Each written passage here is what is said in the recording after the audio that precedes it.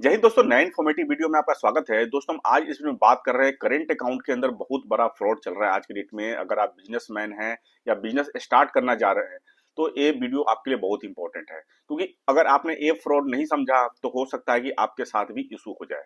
Sir दोस्तों, हमारे channel पे नए हैं तो लाइक और सब्सक्राइब जरूर कर लें, क्योंकि हमारे चैनल बैंकिंग फाइनेंस से सारा अपडेट लेके आता हूँ।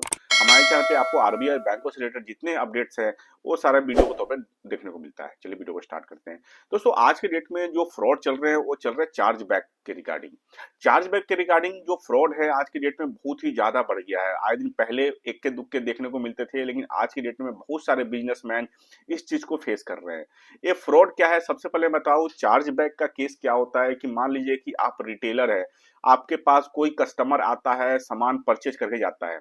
अगर वो सामान परचेज करके जा रहा है और अपने घर पहुंच करके और अपने जहां से उसने पेमेंट किया है, या क्रेडिट कार्ड से, डेबिट कार्ड से या यूपीआई से, अगर वो अपने कस्टमर केयर में फोन करके कंप्लेन कर देता है कि मैंने जो प्रोडक्ट परचेज किया है वो प्रोडक्ट सही नहीं दिया गया मुझे, या मुझे सर्विस सही नहीं दी गई, उस केस में फिर जो जहां से पेमेंट हुआ है वो बैंक, आपके जिस बैंक में अकाउंट में पैसा क्रेडिट हुआ है उस बैंक में फिर चार्जबैक आ जाता है।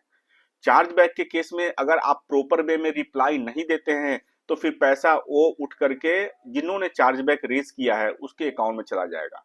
तो इससे कैसे बचा जाए?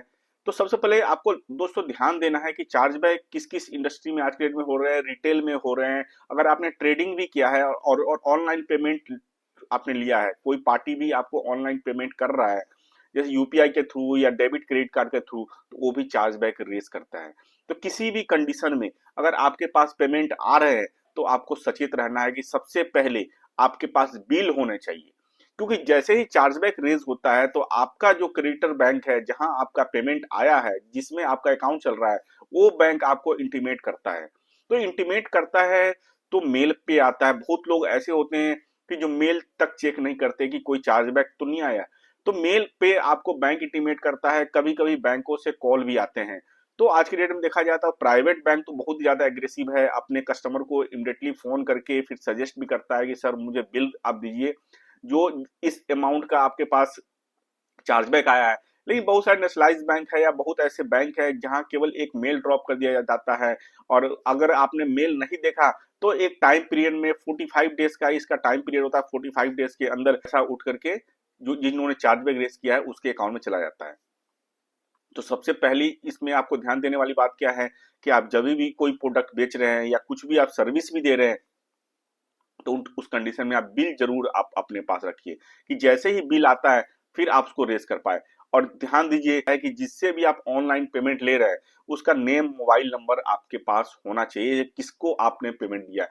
कल के डेट में चार्जबैक रेज होता है और आपके पास चार्जबैक को आंसर देने के लिए उस बंदे का नाम, मोबाइल नंबर, एड्रेस नहीं है, तो फिर उस कंडीशन में आप बिल कैसे बनाएंगे?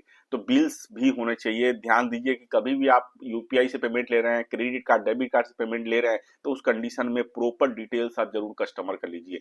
आप एक अकाउंटिंग सॉफ्टवेयर जरूर यूज करिए, कि कोई भी अगर बिलिंग सॉफ्टवेयर है, बिलिंग सॉफ्टवेयर के अंदर में आपने अगर किसी को अगर बिल्स दे रहे हैं तो बिल अगर काट रहे हैं तो उसका नेम, मोबाइल नंबर जरूर लें।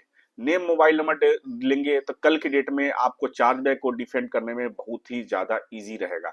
नहीं तो आप अगर डिफेंड नहीं कर पाएंगे तो फिर वो पैसा उठ के उस बैंक में चला जाएगा। तो आज की डेट में बहुत ही बड़ा फ्रॉड चल रहा है। ये सर्विस सेक्टर में भी है कि आपने सर्विस, प्रॉपर सर्विस नहीं दिया तो उस कंडीशन में भी चार्जबैक आ रहा है। होटल इंडस्ट्रीज में बहुत सारे कंसर्न आ रहे हैं कि हमें उस होटल में सर्विस नहीं मिल पाया। बहुत ऐसे चीज है जहाँ पे सर्विस को लेकर के कंसर्न आ रहा है। यहाँ तक कि डॉक्टर तक के अकाउंट में चार्जबैक का इशू आ रहा है आज की डेट में, कि डॉक्टर ने मुझे प्रॉपर कंसल्टेंसी नहीं दी तो मैं उस पैसों को वापस चाहता हूँ चार्जबैक के लिए।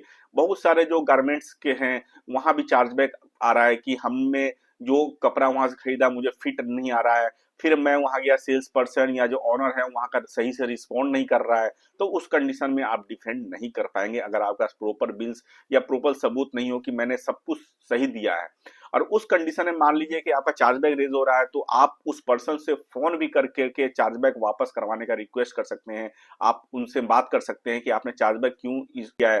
तो उस कंडीशन में आपको डिफेंड करने से बेटर है कि अगर जिस पर्सन ने चार्जबैक रेज किया है अगर वही रिक्वेस्ट दे दे, चार्जबैक वापस ले ले, तो फिर आपका इजिली अकाउंट से पैसा नहीं डेबिट होगा और चार्जबैक आपका क्लोज हो जाएगा।